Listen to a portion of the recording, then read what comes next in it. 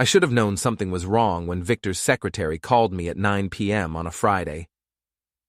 "Mr. Ror? Mr. Dorne wants to see you at the rooftop lounge. He said it's important."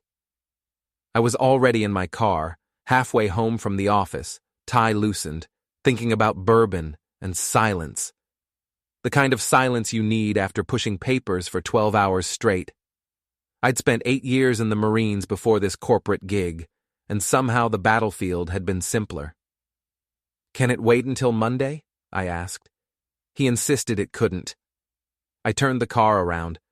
The building's rooftop lounge was one of those places designed to make rich people feel richer. Floor-to-ceiling windows, infinity pool glowing blue in the darkness, leather furniture that cost more than my first car. The bar was stocked with bottles I couldn't pronounce. Everything screamed excess, the kind Victor Dorne loved to display. I took the executive elevator up, watching the city lights spread below me like a circuit board. Each floor that passed felt heavier somehow, like I was ascending to something I couldn't take back. The doors opened to laughter. Not just any laughter. I knew that sound.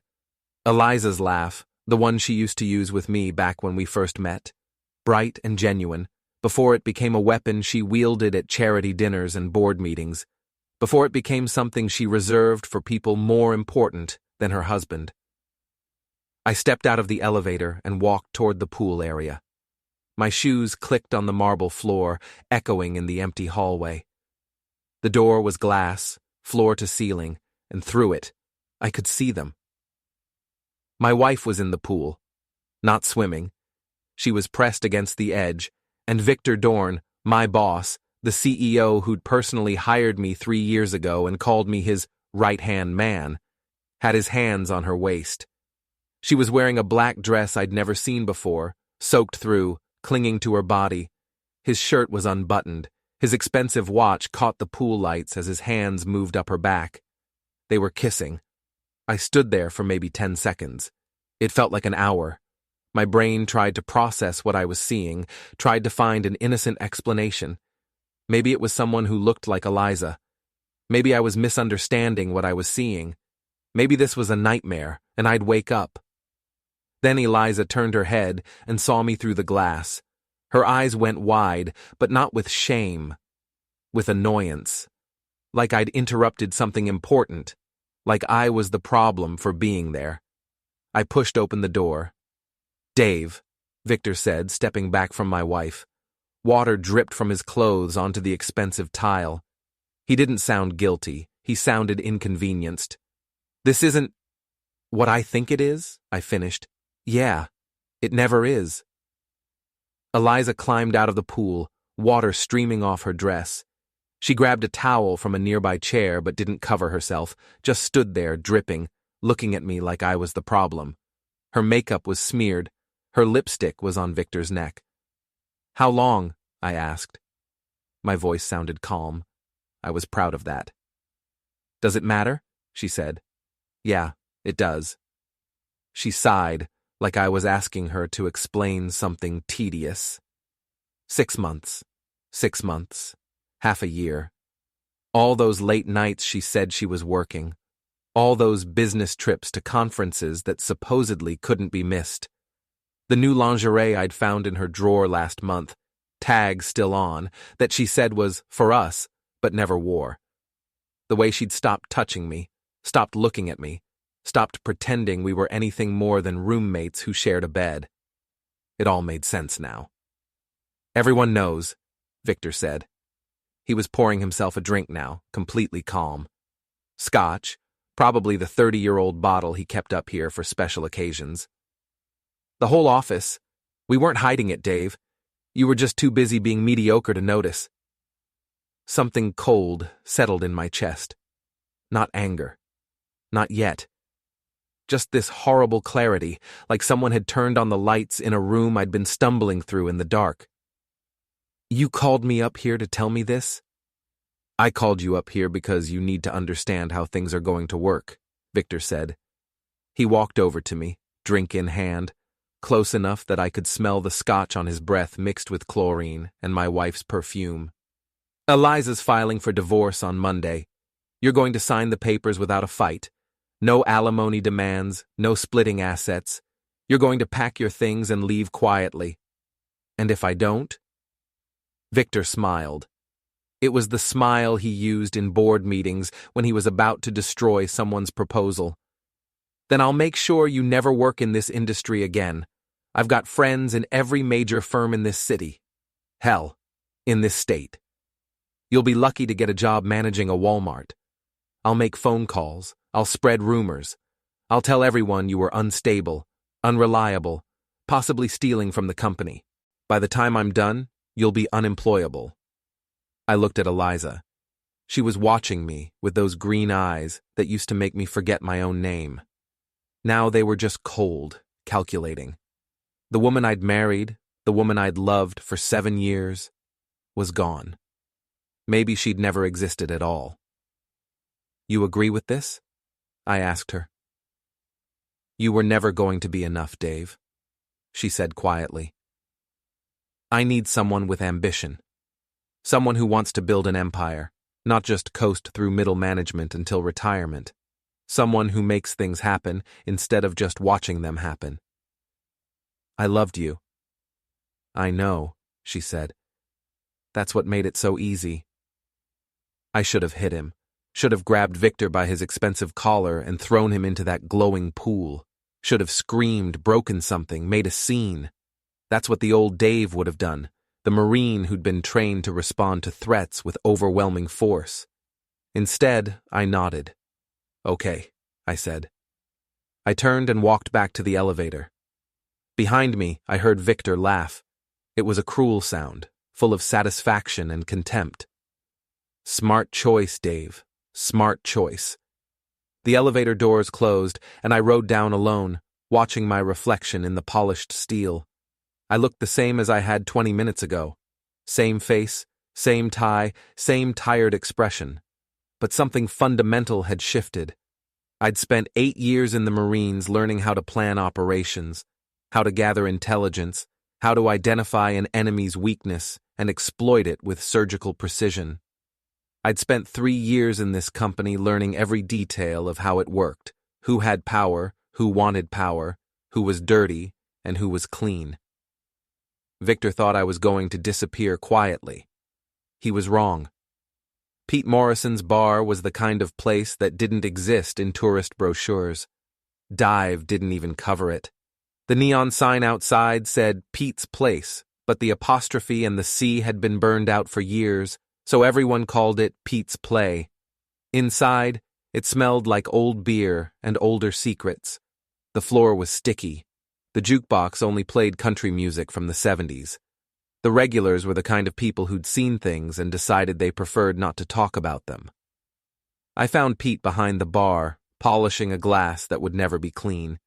He was 50-something, built like a fire hydrant, with a gray beard and eyes that had seen too much. Hands scarred from old fights, a tattoo on his forearm that said Semper Fi in faded ink. We'd met 2 years ago when the company hired him to handle some security issues, an employee who'd been stalking female coworkers. He'd been a cop for 20 years before that, got pushed out for reasons he never fully explained. Something about not playing politics, about refusing to look the other way when a superior's son got caught with drugs. We'd become friends over late-night conversations about the difference between justice and the law. You look like hell, he said when I sat down. I need your help. He set down the glass and poured 2 whiskeys. Good stuff, not the rail liquor he served to tourists who wandered in by mistake. What happened? I told him. All of it. The pool, Victor, Eliza, the threats, every humiliating detail. Pete listened without interrupting, which was one of the things I appreciated about him. He didn't offer empty comfort or tell me it would be okay. He just listened, his cop brain already working through possibilities and problems. When I finished, he was quiet for a long moment. He drank his whiskey slowly, thinking. What do you want to do? He asked. I want to destroy them. That's not specific enough. Destroy how? Financially? Professionally? No, I said quickly. Nothing illegal. Nothing that puts me in jail. I want them to lose everything that matters to them. I want Victor to lose his company, his reputation, his power. I want Eliza to lose her career, her status, everything she values more than human decency. I want them to know what it feels like. Pete nodded slowly. That's a tall order.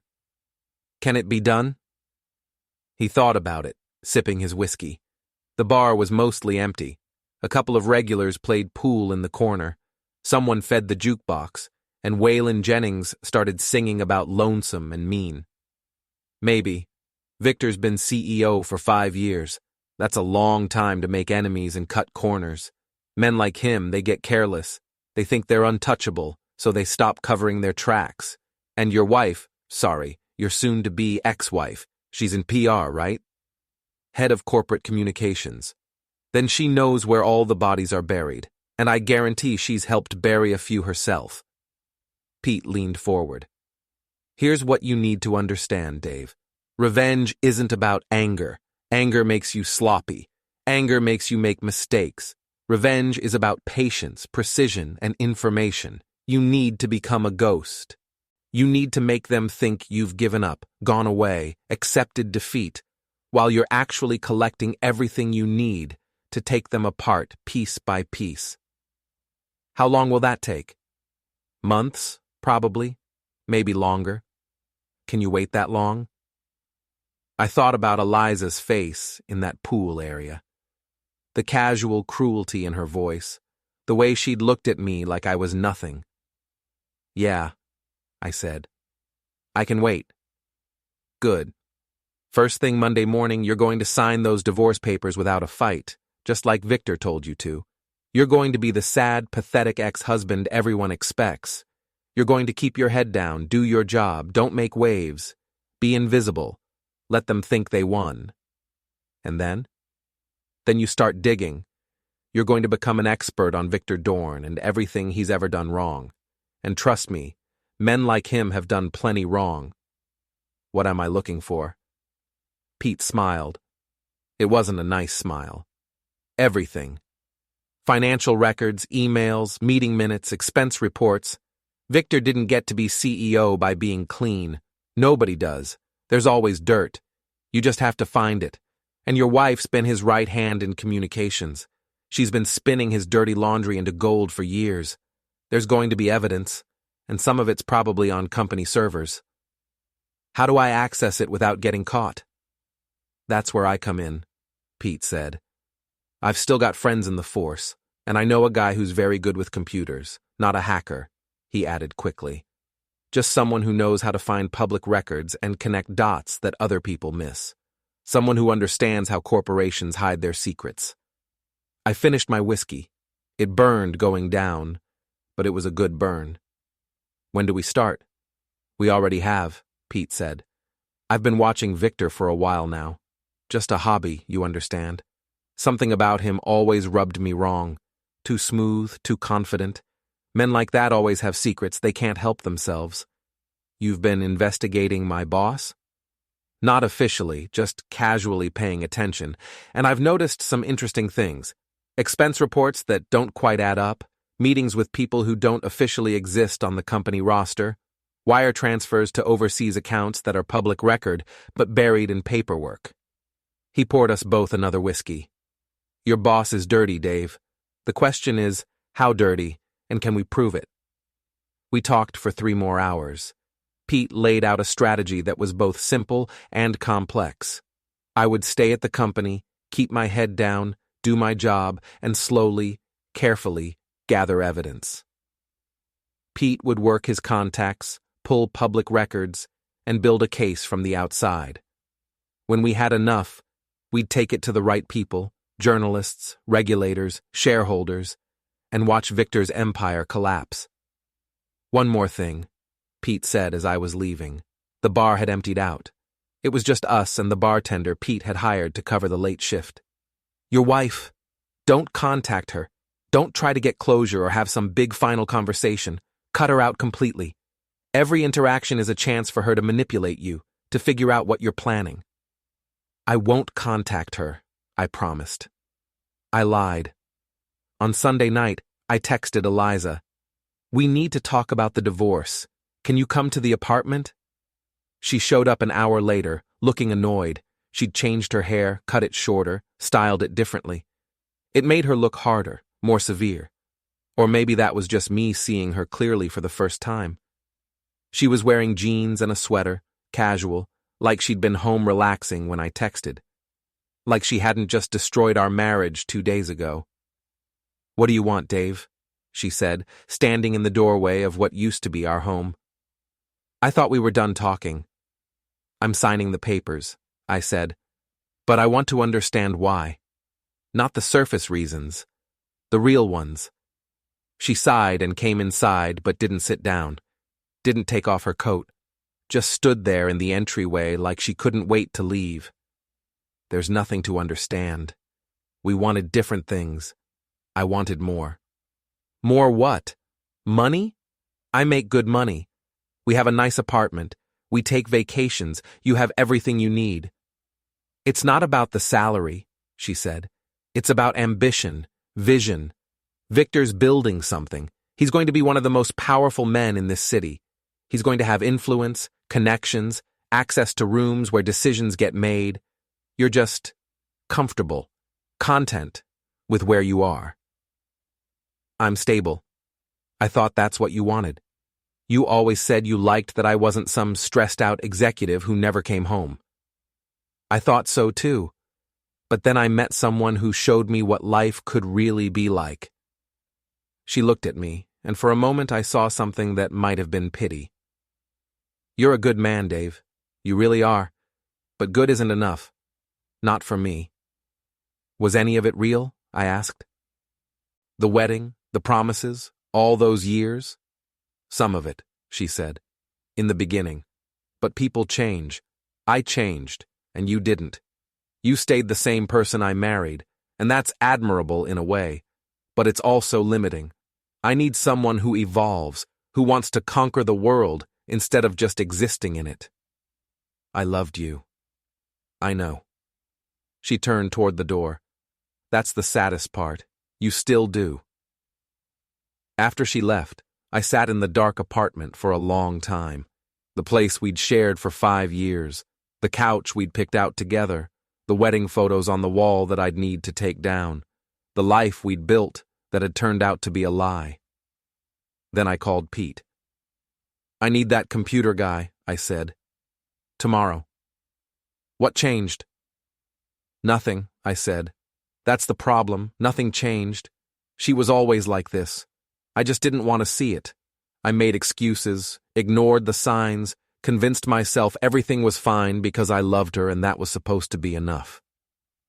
Love's never enough, Pete said. You need trust, respect, shared values. Love without those things is just a nice feeling that disappears when something better comes along. Yeah, I said. I know that now. Pete's computer guy was named Alex. He was 26, thin as a rail, with nervous energy and fingers that never stopped moving. He showed up at Pete's bar wearing a hoodie and carrying a laptop that looked like it had been custom built. We met in the back room on a Tuesday night, the three of us crowded around a table covered with Pete's old case files. Mr. Morrison says you need help accessing some corporate records, Alex said. Publicly available records, Pete interjected. Nothing illegal. Right. Public records. Alex didn't sound convinced, but he also didn't seem particularly bothered. What company? Dorne Industries, I said. Alex's eyes lit up. Victor Dorne's company? Oh man, that's going to be interesting. There've been rumors about him for years on the corporate watchdog forums. What kind of rumors? The usual CEO stuff. Inflated expense accounts, shady offshore dealings, hostile work environment complaints that get buried, stock manipulation, insider trading allegations that never went anywhere. Nothing proven but a lot of smoke. And you know what they say about smoke. Alex pulled out his laptop and booted it up. The thing about modern corporations is they're required to file a lot of paperwork, SEC filings, annual reports, board meeting minutes for publicly traded companies, tax documents. Most of it's boring as hell. But if you know what to look for, you can find discrepancies, patterns, money going places it shouldn't go. Over the next 2 hours, Alex walked me through the basics of corporate investigation. He showed me how to access public records, how to cross-reference financial statements, how to track shell companies and overseas accounts. He explained the difference between legal tax avoidance and illegal tax evasion, between creative accounting and outright fraud. "Your boss is smart," Alex said, pulling up spreadsheets on his laptop. "He's buried his dirty money deep. Multiple layers of shell companies, offshore accounts in countries with banking secrecy laws, transfers that are technically legal but ethically questionable. But he's also arrogant. Look here." He pulled up a spreadsheet. "This is Dorne Industries' quarterly expense report from last year. See this line item? Consulting fees to Harrison and Associates. $1 million. So Harrison and Associates doesn't exist. I checked. The business registration expired 3 years ago. The address listed is a vacant lot in Delaware. That money went somewhere, but it wasn't to any legitimate consulting firm. Where did it go? That's what we need to find out. But here's the thing. If there's one fake line item, there are probably more. We just need to find them. And then we need to figure out where the money actually went." I started going into the office at 6 a.m. before anyone else arrived. I'd spend 2 hours going through files, copying documents, taking pictures of emails on other people's computers when they left them unlocked. I learned everyone's passwords by watching them type. I learned which executives were sloppy about security and which ones were paranoid. I became invisible, the sad divorced guy no one wanted to talk to anyway. Victor treated me with barely concealed contempt, which was perfect. He'd given me a new assignment, something tedious and meaningless, clearly designed to push me toward quitting. I did the work without complaint. I smiled when he made snide comments. I pretended to be broken. Eliza ignored me completely, which hurt more than I wanted to admit. She'd walk past my desk without looking at me. She'd be in meetings I attended and act like I wasn't there. It was like I'd never existed in her life at all. Perfect. In 3 weeks, I'd gathered enough evidence to paint a disturbing picture. Victor had been siphoning money from the company for years, using fake vendors and inflated expense reports. He'd also been sexually harassing female employees, paying them off with company funds to stay quiet. Settlements disguised as severance packages, non-disclosure agreements buried in personnel files. And Eliza had helped him cover it all up, spinning stories to the board and shareholders, burying complaints, threatening accusers with career destruction if they went public. "This is good," Pete said when I showed him everything. We were in his apartment, documents spread across his dining room table. "This is really good, but it's not enough yet. We need a smoking gun, something so big and so obvious that the board can't ignore it, that law enforcement has to get involved." "Like what?" "Like proof of criminal activity, embezzlement, fraud, bribery, something that brings in law enforcement, not just corporate lawyers and PR spin." That's when I found the wire transfers. It was a Thursday afternoon. I was in the records room, the one place no one ever went because everything was theoretically digitized, looking through old filing cabinets. That's where companies hide their real secrets, in paper files that everyone forgets about. Digital files can be tracked, audited, subpoenaed, but paper in a forgotten filing cabinet in a basement storage room? That might as well not exist. I found a folder marked International Partnerships. Inside were wire transfer receipts to a company called Meridian Solutions, based in the Cayman Islands. Over the past 3 years, Dorne Industries had sent them $12 million for consulting services. I took pictures of everything and sent them to Alex. He called me back an hour later, his voice tight with excitement. "Dave, this is it. Meridian Solutions is a shell company. It's owned by another shell company which is owned by another one, but I traced them all back. Want to guess who ultimately owns Meridian Solutions? Victor. He's been paying himself millions through his own fake company using shareholder money.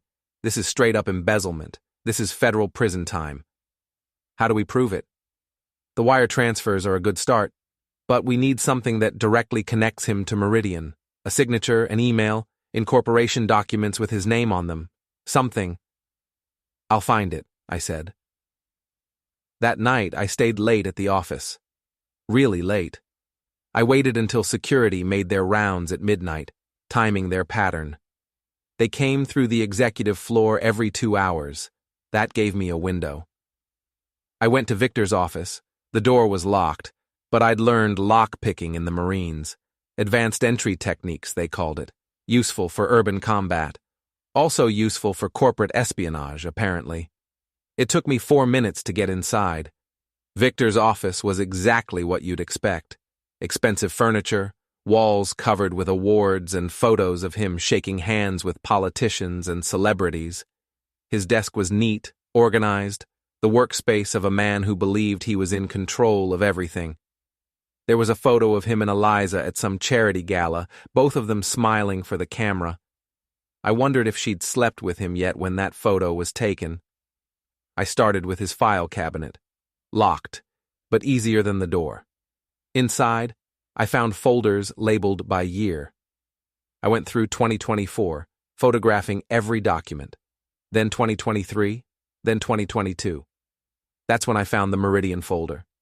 Inside were signed contracts, emails, and bank statements. All of it proving that Victor was the sole owner of Meridian Solutions and that he'd been funneling company money to himself for years. The total amount was staggering. $18 million, maybe more. Enough to buy a small country. I photographed everything. Then I carefully put it all back exactly as I'd found it, making sure nothing was out of place. Relocked the cabinet with the same care I'd used to open it. I was almost to the door when I heard voices in the hallway. I froze. My heart hammered. The voices got closer. Victor's laugh, unmistakable, and Eliza's voice, softer, saying something I couldn't make out. They were coming to his office. I looked around frantically. There was nowhere to hide. The office was too open, too exposed. Under the desk maybe, but that was too obvious. If they came in, if they turned on the lights, they'd see me immediately. The door handle started to turn. I did the only thing I could think of. I opened the window, we were on the 15th floor, and climbed out onto the ledge. The ledge was maybe a foot wide, probably less. The wind was strong up here, pulling at my clothes. Below me the city glittered, hundreds of feet down. Cars like toys, people like ants. If I fell, I'd have maybe 3 seconds to regret everything before I hit the pavement. I pressed myself flat against the building, holding onto the window frame, trying not to look down, trying not to think about how stupid this was. Through the window, I could see them enter the office. Victor flipped on the lights. He and Eliza, still in their work clothes. They were kissing, stumbling toward the desk. His hands on her waist, her hands in his hair. I turned my head away, focusing on breathing, on not falling, on the burn in my fingers as I gripped the window frame. The wind was cold. My hands were starting to shake. They were in there for 20 minutes. It felt like hours. I could hear muffled sounds through the glass. Laughter. Other sounds I didn't want to identify. My fingers were going numb. My legs were cramping. I thought about how absurd this was, that I might die because my wife couldn't keep her hands off my boss for one night. When they finally left, I waited another 5 minutes to make sure they weren't coming back. Then I climbed back inside. My legs were shaking so bad I could barely stand. I had to sit on Victor's expensive couch for 10 minutes before I trusted myself to walk. I made it out of the building at 2 a.m. Pete was waiting in his car across the street, just like we'd planned. "You look like you've seen a ghost," he said. "I almost became one, but I got it. I got everything." We drove to his bar and spread the photographs across a table. Pete went through them slowly, methodically, his cop brain processing every detail. He made notes, cross-referenced documents, built timelines. "This is it," he said finally. "This is enough to take him down. The question is how. We could go to the police, but corporate fraud investigations take years. We could go to the SEC, but same problem. By the time anything happens, Victor will have hidden the money and destroyed the evidence." "What about the press?" I asked. "That's faster. Media exposure forces action. But you need to be careful. If you leak this to a journalist and it turns out you obtained the evidence illegally, which technically you did, then you're the one who ends up in jail for burglary, corporate espionage, who knows what else. So, what do we do?" Pete smiled. It wasn't a nice smile. "We get creative." Pete had a friend at the city's biggest newspaper, a business reporter named Sarah Chen. She'd been investigating white-collar crime for 15 years and had a reputation for taking down corrupt executives. 3 CEOs had resigned because of her reporting. 2 had gone to prison. We met her at a coffee shop on a Saturday morning. She was in her 40s, sharp-eyed, wearing a blazer with coffee stains on the sleeve. She had the tired look of someone who'd seen every lie and wasn't impressed by any of them. "Pete says you have something interesting," she said, sitting down with a large coffee. I slid a folder across the table. "Victor Dorne has been embezzling from his own company for 3 years. $18 million, maybe more, funneled through a shell company he owns in the Cayman Islands. That folder has all the proof." Sarah opened it and started reading. Her expression didn't change, but her eyes got very focused, the way a predator looks when it spots prey. After 10 minutes, she looked up. "Where did you get this? Does it matter?" "Yes. If you obtained this through illegal means, I can't use it. It would expose the paper to lawsuits, possibly criminal charges." "Some of it's from public records," I said. "Financial filings, expense reports, SEC documents. Anyone could access that. I just knew what to look for." "And the rest?" "Let's just say a concerned employee was cleaning out old file cabinets and found some interesting documents. Documents that were going to be destroyed, but this employee thought the public had a right to know." Sarah studied me. "You work for Dorne Industries?" "I did. I was laid off last month." The lie came easily. I'd practiced it. Budget cuts, they said. But I think it was because I was asking too many questions about those expense reports. About money that didn't add up. She nodded slowly. "And this concerned employee who found these documents. They're willing to remain anonymous?" "Completely. They're afraid of retaliation. You know how these things work. Whistleblowers get destroyed." Sarah closed the folder. She drank her coffee, thinking. "I'll need to verify everything. Cross-check the numbers, confirm the shell company exists, trace the money trail, contact Dorne Industries for comment. That's going to take time." "How much time?" 2 weeks, maybe 3.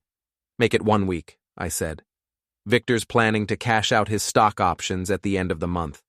If he does that before this breaks, he'll disappear with the money. You'll lose your story." Sarah looked at Pete. "You vouch for this guy?" "I do," Pete said. "Okay, 1 week. But if anything in here doesn't check out, I'm killing the story. And if I find out you're lying to me, I'll write about that instead." She kept her word. 7 days later, the story hit the front page of the Sunday business section. CEO accused of embezzling millions through offshore accounts. Sarah had done her homework. The article laid out everything: the shell companies, the wire transfers, the fake consulting fees. She'd even found 2 former employees willing to go on record about Victor's hostile workplace behavior. Women he'd harassed, people he'd threatened. A pattern of abuse and corruption going back years. The fallout was immediate and brutal. By Monday morning, Dorne Industries' stock had dropped 30%. Investors were panicking, calling for Victor's head. The board called an emergency meeting. The SEC announced an investigation. And Victor, for the first time since I'd known him, looked scared. I watched it all from my desk, keeping my head down, doing my work, saying nothing. But inside, I was smiling. Inside, I was watching my plan unfold exactly as Pete and I had designed it. Eliza came to see me on Tuesday afternoon. She looked tired, her makeup not quite hiding the dark circles under her eyes. Her hands were shaking slightly. "Did you do this?" she asked, standing at my cubicle. "Do what?" "Don't play dumb, Dave. The newspaper article, the investigation. Was this you?" "Why would I do that?" I asked. "You said it yourself. I'm just a middle manager. I don't have the skills or connections to take down someone like Victor. I'm mediocre, remember?" She stared at me for a long moment. "You're different." "People change," I said, echoing her words from weeks ago. "I changed, and you didn't notice." She left without another word. I watched her walk away, back straight, trying to maintain her dignity. But I could see the cracks forming. The SEC investigation took 3 weeks. During that time, Victor tried to maintain control, giving interviews claiming innocence, blaming the whole thing on accounting errors and disgruntled employees. He hired an expensive PR firm to manage the crisis. He held an all-hands meeting where he said the company was strong, that this was just a bump in the road, that we'd weather the storm together. Nobody believed him. The FBI got involved because $18 million crosses a lot of legal lines. They raided the office on a Wednesday morning, showing up with warrants and boxes. They spent 6 hours going through Victor's office, his computer, his files. They interviewed employees. They asked questions. The board forced him to step down as CEO pending the investigation. He gave a press conference where he claimed he was stepping aside temporarily to focus on defending himself against false allegations. But everyone saw the truth. He looked cornered, desperate. Then they sued him to recover the embezzled funds. Civil suit, seeking damages, asking for the money back plus interest plus penalties. The company's lawyers were ruthless. They froze his assets. They went after his house, his cars, his yacht. Then the FBI arrested him on a Thursday morning. I wasn't there to see it, but the video was all over the news by noon. Victor in handcuffs, being walked out of the building by federal agents, cameras flashing, reporters shouting questions, his expensive suit crumpled, his face pale, the smug confidence gone, replaced by fear. Eliza was collateral damage. As head of corporate communications, she'd been responsible for reviewing financial statements and corporate messaging. When the investigators dug deeper, they found emails where she'd helped Victor craft responses to board inquiries about the suspicious expenses. She claimed she didn't know about the embezzlement, that Victor had deceived her too, that she was just doing her job. No one believed her either. She was fired the same day Victor was arrested.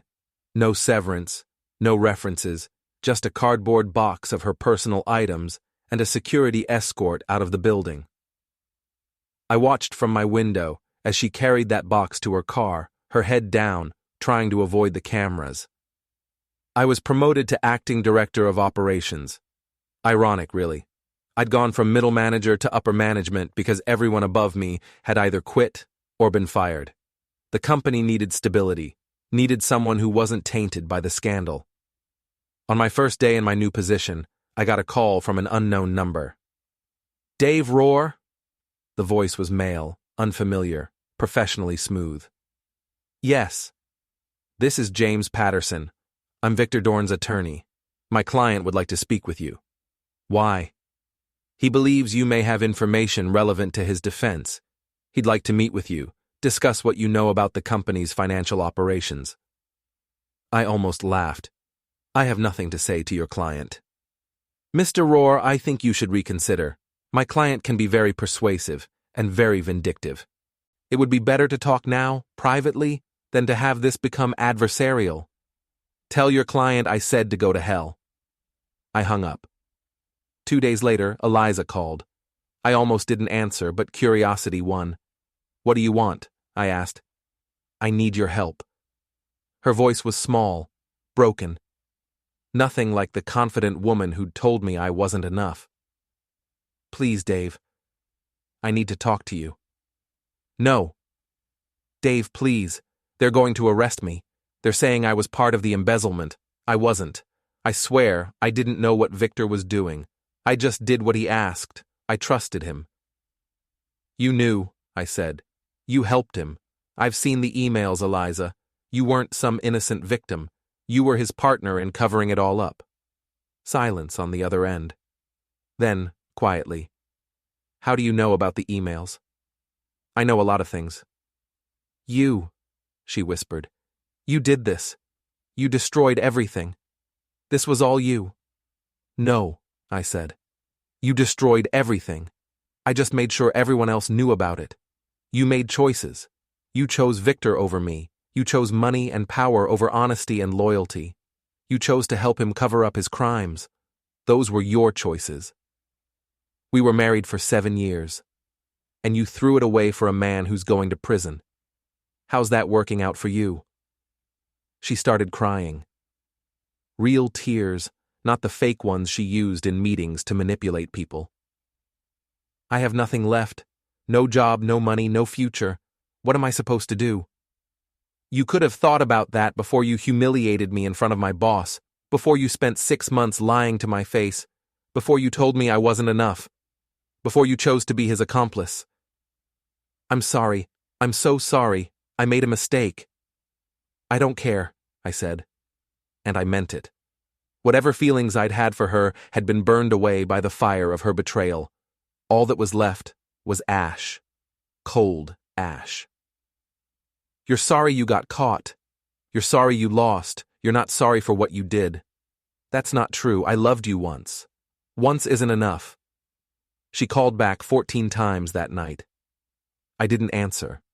I blocked her number and went to bed. I slept better than I had in months. 3 months later, Victor was sentenced to 8 years in federal prison for embezzlement, wire fraud, and tax evasion. The judge was harsh, talking about breach of trust, about executives who thought they were above the law. Victor's lawyer tried to argue for leniency, but the evidence was overwhelming. Eliza was charged as an accessory, but she took a plea deal. Her lawyer convinced the prosecutor that she'd been manipulated by Victor, that she hadn't known the full extent of his crimes. It was a good story. Partially true, even. But I knew better. She'd known enough. 2 years probation and restitution payments that would take her the rest of her life to pay off. The prosecutor wanted jail time, but they needed her testimony against Victor, so they made a deal. I never saw either of them again. Didn't attend Victor's sentencing. Didn't respond to Eliza's final attempts to contact me. I was done with both of them. The company rebuilt slowly. We brought in a new CEO, an older woman named Margaret Sanders, who'd turned around 3 failing companies in her career.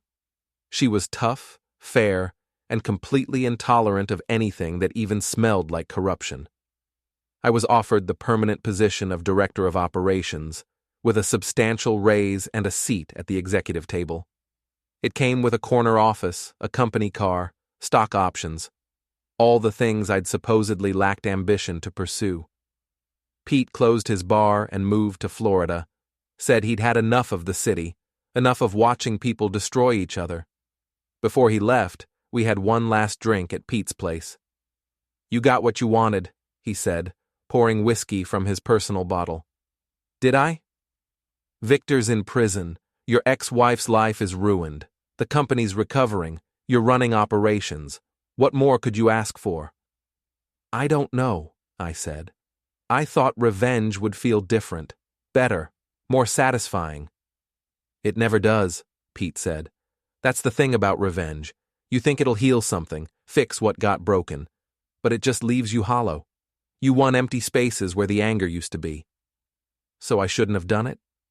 I didn't say that. They deserved what they got. Victor was a criminal. Your ex-wife was his accomplice. They hurt people, destroyed lives, and they got away with it for years. You stopped them. That's justice, not just revenge. What's the difference? Intent. Justice is about making things right. Revenge is about making yourself feel better. You did both, which is why you feel conflicted now. So what do I do with that? Pete shrugged. You figure out what comes next. You can't spend your whole life looking backward. You got your revenge. Now you need to figure out how to move forward, how to be more than just the guy who destroyed his enemies. He was right, of course. Pete was usually right about these things. I threw myself into work after he left, putting in 14-hour days, rebuilding what Victor had nearly destroyed. We hired back employees who'd been forced out. We settled harassment claims fairly. We opened up the books, became transparent about finances. Under Margaret's leadership, the company became a model for ethical business practices. I dated a little, but nothing serious. Trust doesn't come easy after something like that. I'd go on a few dates, things would seem promising, then I'd start looking for the angle. What did they want? What were they hiding? What would they do when someone better came along? It wasn't healthy, but it was reality.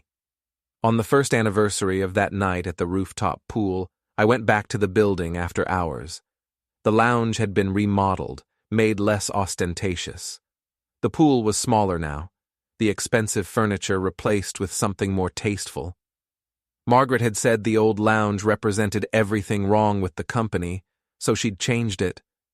I stood at the same glass door where I'd seen them together, where my old life had ended and this new one had begun. But I didn't feel anger anymore. Didn't feel much of anything except tired. I'd spent months planning Victor's destruction, gathering evidence, building a case, watching it all unfold exactly as Pete and I had designed. I'd won. I'd gotten my revenge. And Pete was right. It left me hollow. 6 months after Victor's sentencing, I was sitting in my office when security called up. "Mr. Ror, there's someone here to see you. She doesn't have an appointment, but she says it's important." "Who is it?" "A Ms. Eliza Ror." "Well, she said Eliza Reeves now. Changed her name back." My hand tightened on the phone. "Tell her I'm not available." "She says she'll wait. She's very insistent." "Tell her to leave." "Sir, she says she has information about the Dorne case. Says you'll want to hear it." That gave me pause. The case was closed. Victor was in prison. What information could she possibly have? "Fine, 5 minutes." Eliza looked different. Her expensive clothes were gone, replaced by a simple blouse and jeans from a department store.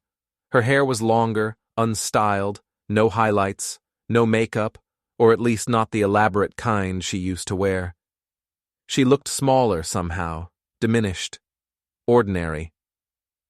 "Thanks for seeing me," she said, standing in the doorway like she wasn't sure if she was welcome.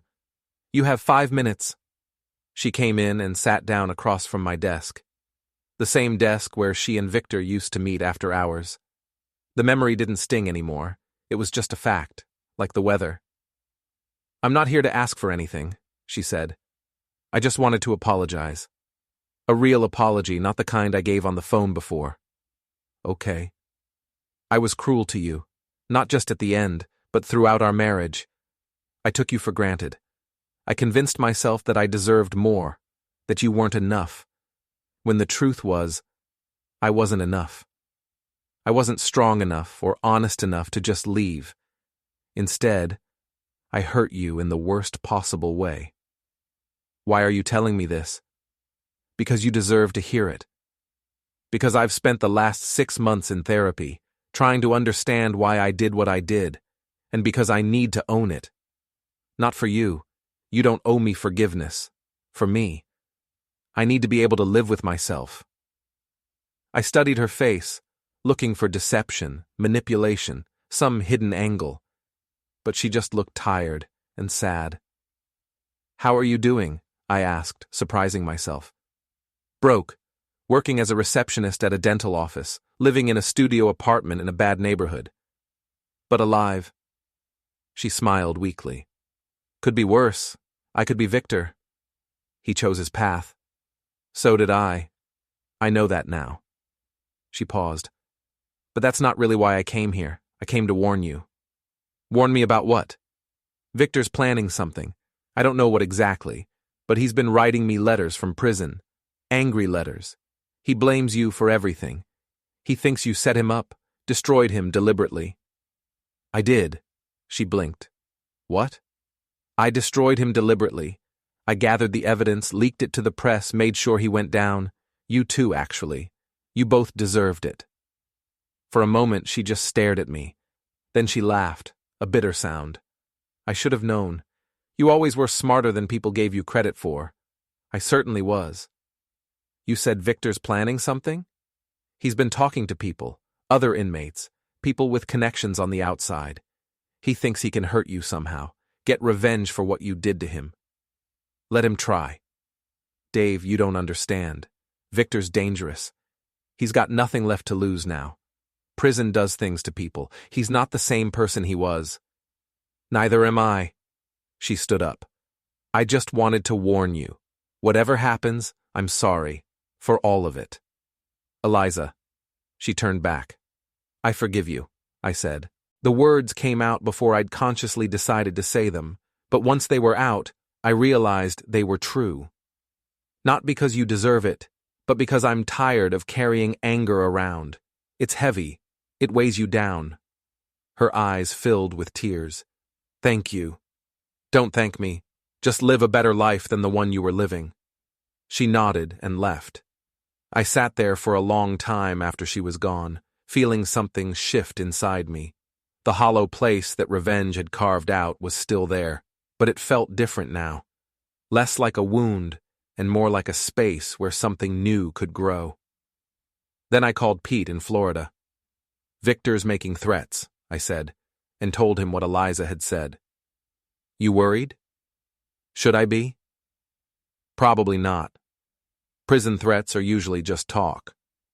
But I'll make some calls, see what I can find out. See if he's actually connected to anyone dangerous or if he's just running his mouth. 2 days later, Pete called back. Victor's been talking to a guy named Tommy Rizzo, small-time enforcer, does collections for loan sharks. They've been sharing a cell block.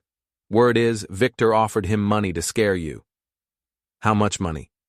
$50,000. Money Victor supposedly has hidden somewhere that the feds didn't find. Can you talk to this Rizzo? Already did.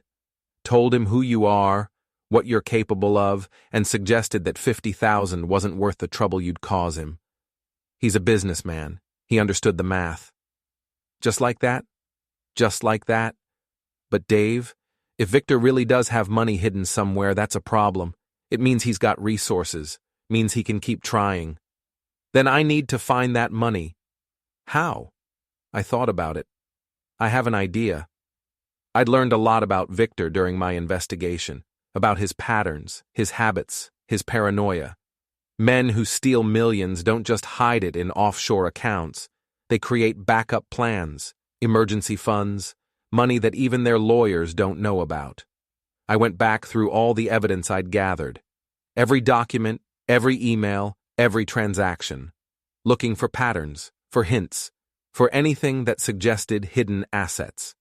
I found it in an email from 3 years ago.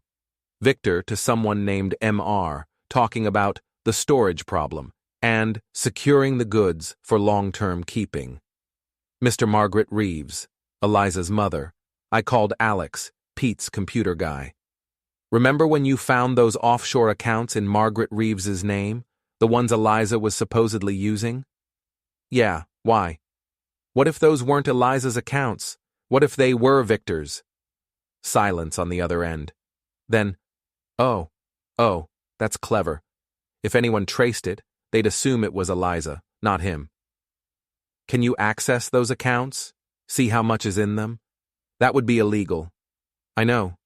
Give me an hour. 40 minutes later, Alex called back. $4.8 million across 3 accounts, all in Margaret Reeves's name, all set up 3 years ago. The setup matches Victor's pattern, not Eliza's. Can you freeze them? No, but I can report them to the FBI. Anonymous tip. They'll investigate, find the connection to Victor, and seize the money. He won't be able to use it. Do it. The FBI froze the accounts 2 days later. Victor's emergency fund, his backup plan, his hope of rebuilding after prison, gone. I got a letter from him a week after that. Handwritten, full of rage. You've taken everything from me. My company, my freedom, my future. Now, my last hope of rebuilding. You think you've won. You think this is over. It's not. I'll get out eventually. And when I do, I'm coming for you. That's a promise. I showed the letter to Margaret Sanders, our CEO. She read it and frowned. This is a threat. You should report it to the authorities. It's just words. Words can become actions. Be careful, Dave. Men with nothing left to lose are dangerous. She was right, of course, but I wasn't worried. Victor was in prison, his money was gone, and his connections were worthless. He was powerless. Or so I thought. 4 months later, I was leaving the office late on a Thursday night.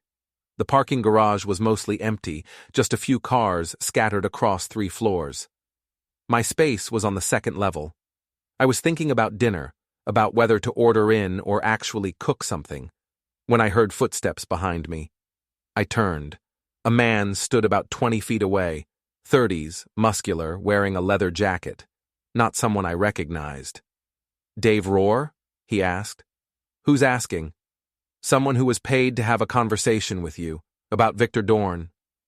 Tommy Rizzo, the enforcer from prison. The one Pete said he'd talked out of coming after me.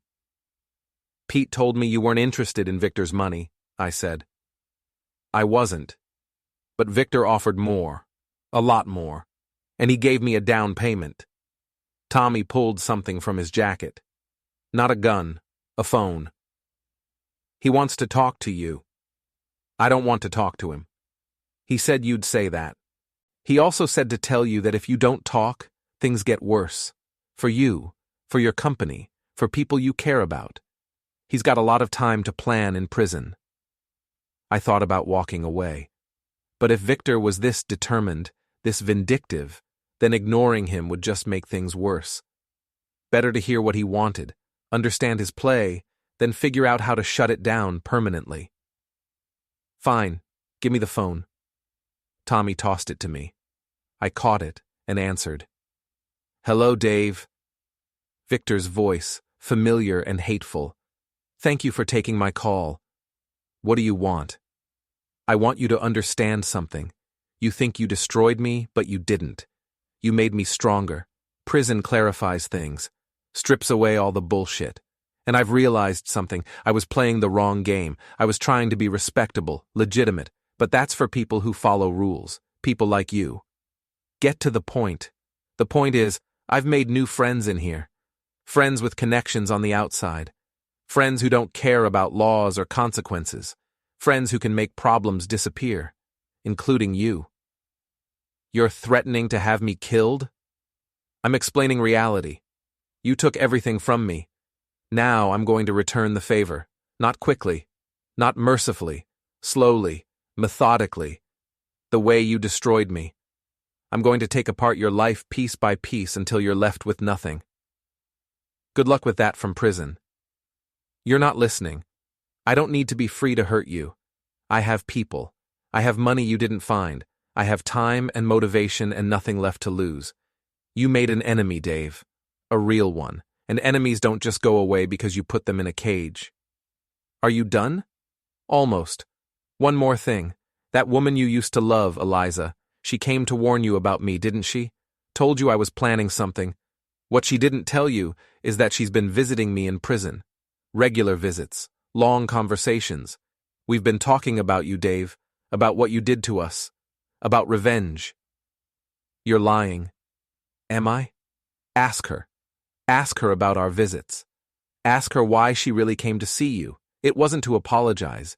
It was to see if you suspected anything. To see if you were still watching us. He hung up. I stared at the phone, my mind racing. Was he telling the truth about Eliza? Or was this just another manipulation, trying to make me paranoid, making me see enemies everywhere? Tommy stepped forward and held out his hand for the phone. So, what now? I asked, handing it back. Now I leave. Victor paid me to deliver the message, not to hurt you, but he's got other people on payroll, people who'll do more than talk. Watch your back. He walked away, disappearing into the parking garage shadows. I stood there for a long moment, then called Pete. Victor just threatened me through a proxy, claims he's got people ready to come after me, claims Eliza's been visiting him in prison, that they're working together. Give me a day. I'll check the prison visitor logs, see if she's really been there. Pete called back the next morning. She's been visiting him, once a month for the past 4 months, long visits, 90 minutes each. Why would she do that? Could be she feels guilty. Could be she still has feelings for him. Could be what Victor said is true, that they're planning something together. Or could be she's trying to talk him out of coming after you. I don't know, Dave. But it's not good either way. I needed to talk to Eliza again, needed to understand what was happening. I found Eliza working at the dental office. She looked surprised to see me walk in, and not pleasantly surprised. More like scared. We need to talk, I said. I'm working. Take a break. She looked at her boss, an older woman with skeptical eyes. Can I take 10 minutes? Make it 5. We went outside, stood on the sidewalk while traffic rushed past. You've been visiting Victor in prison, I said. Why? She looked away. How did you know? Why, Eliza? Because I needed answers. Because he destroyed my life too, and I wanted to understand why. Why he used me. Why he threw me away when things went bad. And what did he tell you? That you set us both up. That you gathered evidence against him, leaked it to the press, and made sure I got caught in the blast radius. He said you wanted revenge for the affair and you got it. He's right. She looked at me, surprised. You're admitting it? I'm not ashamed of it. You both deserved what happened. You destroyed our marriage. He destroyed people's careers. You helped him cover up crimes. So yes, I destroyed you back. Justice or revenge, call it whatever you want. That's why I warned you. Victor told me he was planning something. He wanted me to help him, to be part of it. But I said no. I came to warn you because despite everything, I don't want you hurt. He says you're lying, says you're working with him. He's manipulating you, Dave. That's what he does. He gets in your head, makes you doubt everything. Don't let him. I wanted to believe her, but trust was a currency I no longer had much of. Stay away from him, I said. Stop visiting. Whatever answers you think you'll get, it's not worth getting pulled back into his orbit. I already stopped. After the last visit, after he asked me to help him hurt you. I told him no and I haven't been back. Good. I turned to leave. Dave, she called after me. I really am sorry for all of it. I didn't respond, just walked back to my car. But as I drove away, I realized something. I believed her. Despite everything, despite all the lies and betrayals, I believed she was telling the truth about this, which meant Victor was alone in his revenge plan. Isolated, desperate, and dangerous. Over the next 2 months, I took precautions, hired security for my apartment building, varied my routines, stayed alert. Pete kept tabs on Victor's known associates, watching for any signs of plans being made. Nothing happened. Then, on a Tuesday morning, I got a call from the FBI. Mr. Ror, this is Agent Sarah Mitchell. We need to talk to you about Victor Dorne. My stomach dropped. What happened? Can you come to our office? It's better if we discuss this in person. I drove downtown, my mind running through possibilities. Had Victor actually hired someone to hurt me? Had something happened to him in prison? Agent Mitchell was a woman in her 40s, professional and direct. She led me to a conference room where another agent was waiting. Mr. Ror, we've been investigating Victor Dorne's activities while incarcerated. We believe he's been attempting to organize criminal activities from prison, including potential violence against you. I know. He threatened me 2 months ago through an intermediary. Why didn't you report it? I thought it was just talk. It wasn't just talk. We intercepted communications between Dorne and several individuals with criminal records. He was planning a coordinated attack on you and your business. Arson, assault, possibly worse. It was supposed to happen next week, but we've arrested everyone involved. Dorne's been moved to solitary confinement, and his prison privileges have been revoked. He won't be able to contact anyone on the outside anymore. So it's over? For now. But Mr. Ror, you need to understand that Dorne's sentence doesn't end for several more years. When he gets out, he may try again. You should consider relocating, changing your identity, taking measures to protect yourself long term. I thought about that. Running, hiding, spending the rest of my life looking over my shoulder. No, I said. No? I'm not running. I'm not letting him win by making me afraid. He's in prison. I'm free. I've rebuilt my life. I'm not giving that up. Agent Mitchell exchanged a look with her colleague. That's your choice, but be careful. And if you see anything suspicious, anything at all, you contact us immediately. I agreed and left. That night, I sat in my apartment, drinking bourbon, thinking about everything that had happened since that night at the rooftop pool. The revenge, the destruction, the rebuilding. The hollow victory that Pete had warned me about. Victor wanted to destroy my life the way I'd destroyed his. But the truth was, I'd already destroyed part of my life myself. The innocent part. The part that believed good things happened to good people. The part that trusted easily. That part was gone, burned away by betrayal and revenge. But maybe that was okay. Maybe innocence was overrated. Maybe what I'd gained, strength, clarity, the ability to survive, was worth what I'd lost. I'd won the war. Victor was in solitary confinement, his plans ruined, his life over. Eliza was working an end job, barely surviving. I was running operations at a successful company, respected, secure. I'd won, so why did it still feel like I'd lost something important along the way? A year later, I got another letter from Victor. This time, it was different. Not angry, not threatening, just tired. Dave, I've had a lot of time to think. Prison does that. Strips away everything except truth. And the truth is, you were right. I was a criminal. I hurt people. I deserved what happened to me. This letter isn't an apology because I don't think you'd believe it. It's just an acknowledgement. You beat me, completely and thoroughly. I've got 6 more years in here, and when I get out, I'll be an old man with nothing. You took everything, just like you planned. I hope it was worth it. I hope destroying me gave you what you needed, because from where I'm sitting, we both lost. You lost your innocence, your marriage, your ability to trust. I lost everything else. Maybe we deserved each other. Maybe that's the real lesson here.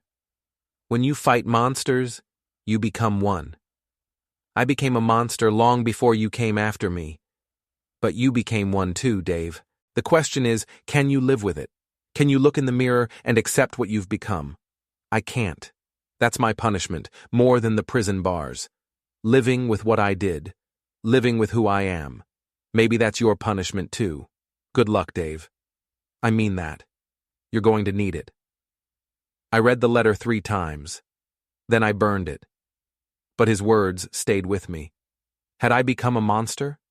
Had revenge transformed me into something as dark as what I'd been fighting against?